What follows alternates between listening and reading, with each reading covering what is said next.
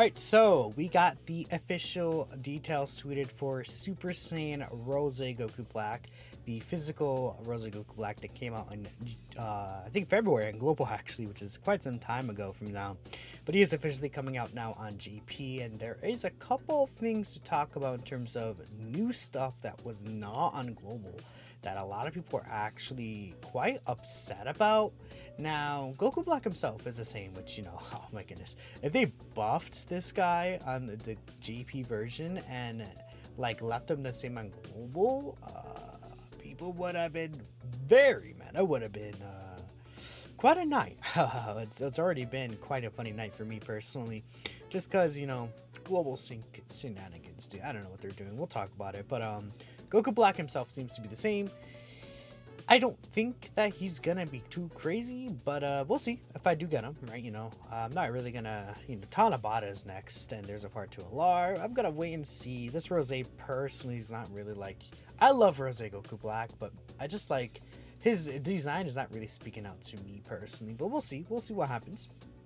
But one big change is we got a banner unit here. So yes, seems like we are getting a banner unit, Super Saiyan 2 Trunks future.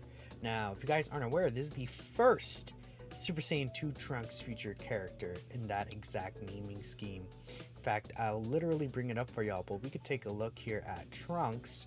We could see we have Super Saiyan 2 Trunks team, right? This is the STR banner unit, right? This guy, yeah, he's not part of Xenoverse or Heroes. I think he's just, I don't know, from another game. Didn't really specify the Budokai games. Could be possibly it.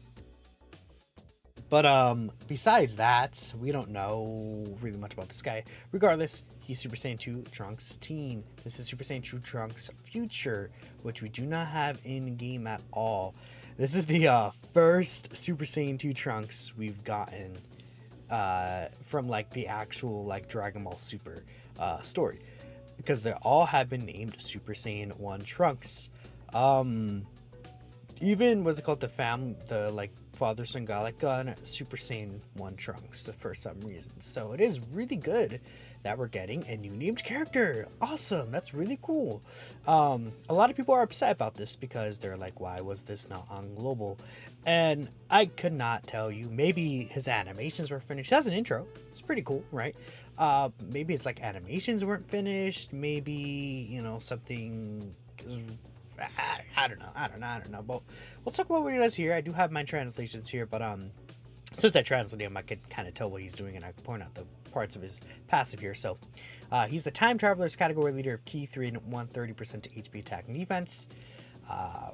From his entrance turn, as long as there's another Future Saga category ally, what happens is he gets for 4 turns his own Key +3 and then 20% chance to evade enemy attacks, including super attacks. Sorry, I had to switch over.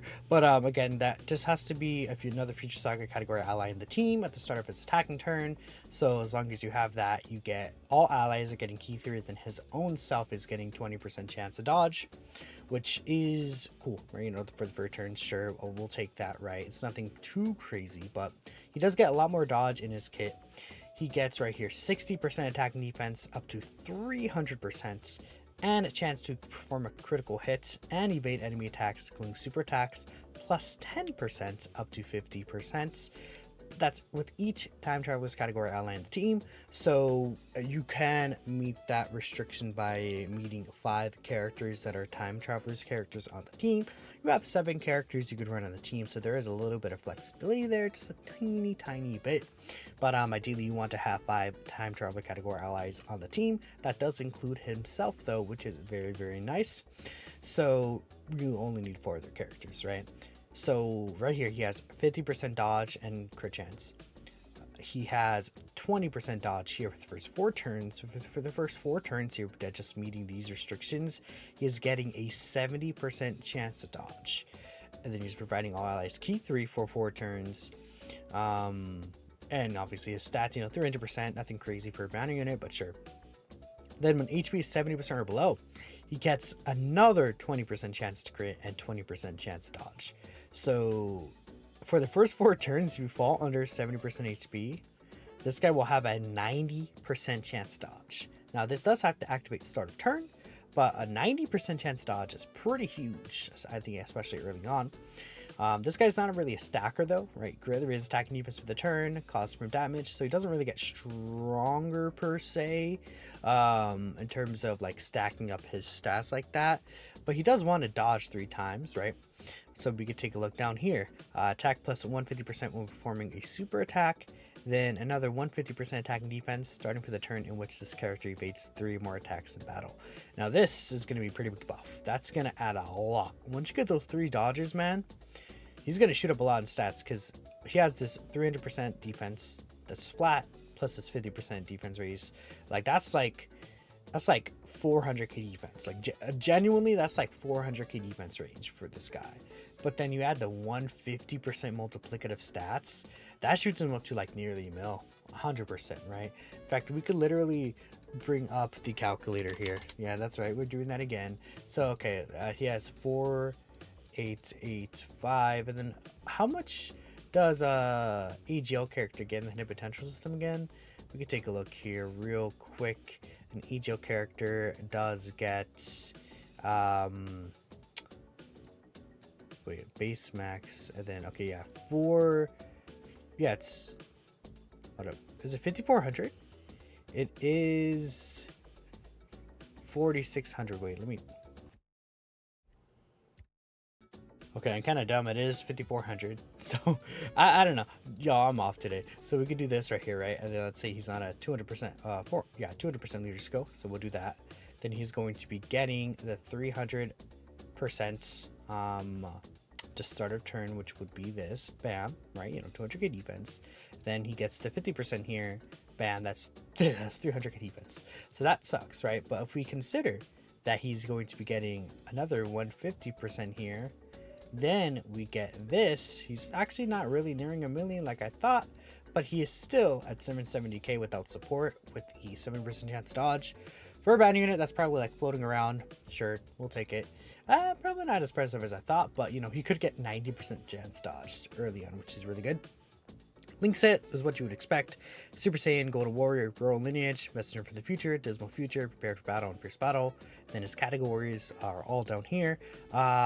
He's not on Power Beyond Super Saiyan for some reason. I don't know why he's not on Power Beyond Super Saiyan, but he's not listed here. I assume it'll be added in the future. I mean, he's on the Super Saiyan 2 team, so there's no way that he won't be added onto Power Beyond Super Saiyan in the future. I guess maybe they're just like, no, I don't know. Dokkan, man, they're silly guys. Now there are a couple things in the news that were added as well. So this is more content that's not coming to global, or it was not on the global version. We see that there is the Resurrection F Dragon Ball story. There's going to be a new support member here. And then I heard that there's going to be a new TUR Krillin here, but I'm not seeing where. Okay, it's right here. Yeah, SSR Krillin can Dokkan Awaken beyond the UR status essentially. So you kind of transcend the UR status. So yeah, we are getting a new Krillin, and he's going to be able to Dokkan Awaken into a TUR through the story events with a new support memory for Frieza in Hell. So that's cool. Sure. Then we're getting Area 34. I think the second half of that stages 5 to 6 in Area 34. Keep in mind that let me read here. I think Area 35 is when we're going to see the next SSR character, if I'm not mistaken. It could be here, I guess. It might be in here, because they did announce that there was going to be a new, like in June, there's going to be a new quest mode character, but that's like at the same time as like, the team copy feature and something else like that. And that stuff is not coming yet. The shop renovation screen is not coming yet either, from what we're aware of. So I would assume that not this Area 34, but there's going to be Area 35 added in the second half of June, and we'll get a new SSR character from the quest mode. So that's going to be exciting. But that is everything to cover today in terms of this new banner unit, Trunks, who seems like he's decent, right? He's not gonna be a good banner unit though. I mean, time travelers, like, I don't know, like if they're gonna give this guy a Rose banner unit, why Trunks? I think this, personally, I think it's a terrible decision for a Rose banner unit that wants Super Boss as allies. Why not give him a Goku Black base form, or a Zamasu, or a Zamasu Goku, or something Super Bosses related, anything Super Bosses related, like even a Karate Body Mind character, something, please, that fits his team. But nope, we're getting Trunks, which has nothing to do with fitting on this Goku Black's team, so that is awesome. Anyways, Goku Black's data download will be tomorrow. We'll see potentially any new details in the data download later, or I guess later today, pretty much, whatever. Thanks for watching. I'll catch you guys in the next video. Peace out.